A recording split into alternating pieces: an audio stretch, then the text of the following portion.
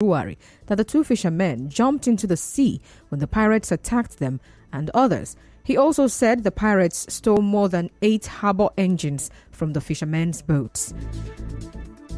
An indigene of Aoda in Rivers State has raised concern over security issues in the area, attributing it to unfulfilled agreements from the previous amnesty program for gang members. Well, the indigene, who spoke anonymously, linked the unrest and violence in the area to anger arising from the failed amnesty promises.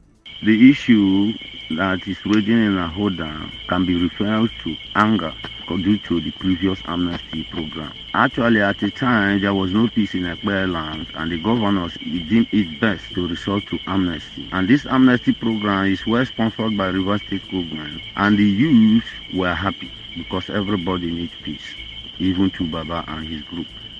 But there is partiality in the process of the previous amnesty of resorting to firearms again in Ekpe land. But a security analyst, Charles Nkotaria, blames the insecurity in Rivers State to the aftermath of the 2023 elections, illegal oil refining, and activities of international oil companies. He warned against granting amnesty to gang members and urged the government to find alternative ways to tackle the insecurity in the state. Amnesty thing should not come in again at all to enhance sanity in our environment. Amnesty itself is causing this insecurity because the criminals and bandits believe that whatever atrocities they commit, they will eventually get amnesty and have it as an equity to negotiate for their amnesty. Also, another security analyst, Jackson Ojo, called for collaboration among security agencies in the state. The security situation in Rivers State call for serious reinforcement, internal collaborations within the military, paramilitary, the NIA and the DSS will be involved to synergize so that they leave all this thing in the bog. It's becoming one too many. These people now believe that police are overwhelmed. We have the chief security officer, the governor of the state, is to call high power security meeting to collaborate. Moving on, civil rights advocate Upunabo Nkotaria says the ongoing political crisis in Rivers State is being fueled by personal egos, which he believes have taken priority over the interests of the state. Mr. Nkotaria tells correspondent Emeko Tuka he doubts there would be a genuine reconciliation between the state governor and the FCT minister. I have my doubts that peace will reign, that there will be any love between the governor and the former governor. Now, the only way you can resolve such issue is when you have a round-table discussion. It's my opinion that the likes of the governor of Fubara is willing to have that peace talk. But the Yeson Wike that I know, I don't think it's because he feels bruised. His ego has been bruised. Mr. Nkotaria, a former special advisor to the FCT minister, also criticized the approach by some elders in the PDP elders in resolving the political crisis in the state. What the elders did exacerbated the matter. They did not help the matter in any way because they came up issuing warnings and threats. They issued to the governor of the state, they issued to Edison, and so on. And I started by saying every spiritual votes are tyranny. Even if you have a boy in the house, there is a way you control and father. He will tell you to help. Not to talk of having a boy, because the governor of the state is the boss in Rivers State as we speak right now. So how can you, so-called elder, be issuing threats to the governor and giving conditions for... In the meantime, political economist Pat Utomi says Rivers State is losing resources as the current political crisis in the state lingers. Professor Utomi said this in an interview with our correspondent today.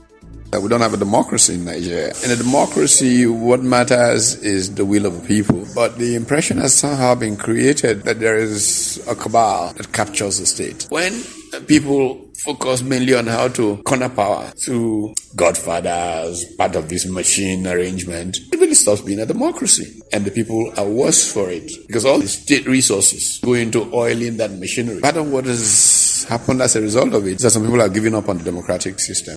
Well, Professor Utomi urged civil society organizations to scrutinize the governance system and ensure that political office holders are held responsible for their actions. Can these politicians justify the amount of public money that is being spent in these games that they play? Part of it is the failure of civil society. Because if civil society were alive and awake, politicians would be called to account for these things. It is important for civil society to organize itself, to say enough is enough.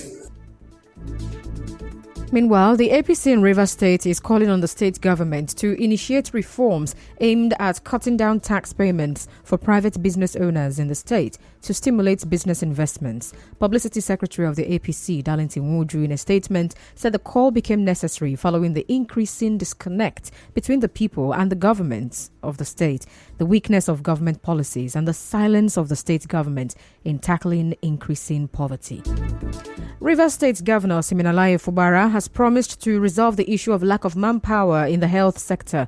Governor Fubara spoke during the opening of the Professor Kelsey Harrison Hospital in Port Harcourt today and also promised to constitute the board of some agencies in the health sector. We are aware of the issue of manpower, and I know quite all right that we are going to resolve that issue. The only problem we are having is the board for the teaching hospital has not been reconstituted. The board of the health management board too, so we can't do those employment, but we have a quota for you in the 10,000 employment they do for that state. By the special grace of God, in no distance time, we are going to constitute those commission and board, and the employment to resolve the issue of manpower will be taken care of. The governor also urged the host communities to protect the facility, including the Dental Maxillofacial ENT Ophthalmology Specialist Hospital at Garrison that was also inaugurated earlier today. The State Commissioner for Health, Adeze Ore, also spoke to journalists. The hospital is designed to offer specialist treatment and training to the people of primarily the South-South region of Nigeria and the Southeast region. The objectives of the hospital are to provide specialist healthcare services, namely dental, maxillofacial, ear, nose, throat, and ophthalmology services. To provide specialist training for healthcare professionals in the field. To reiterate the government commitment to the health status of the people of Rivers State.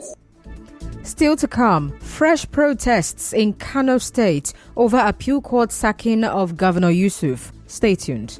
Stay updated with all the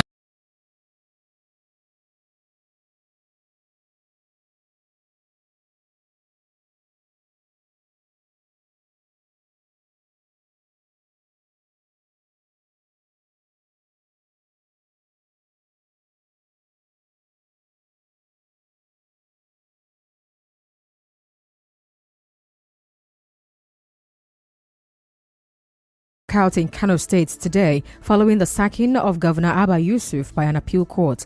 The protests followed the certification of the judgment, which seemed contrary to the verdict of the appellate, but the protesters demand justice. At the mid-briefing, the NPP National Chairman Abba Ali said the certified true judgment showed Governor Yusuf's victory at the poll was a free appeal court. The National Legal Advocate Abubakar Kaka says the party is yet to receive an official of the certified true copy of the appeal ruling on Kano State. Now, news from around the world. 313 doses a new malaria vaccine approved by the World Health Organization. And that's the news. Before we go, let's take a look at the highlights of this evening.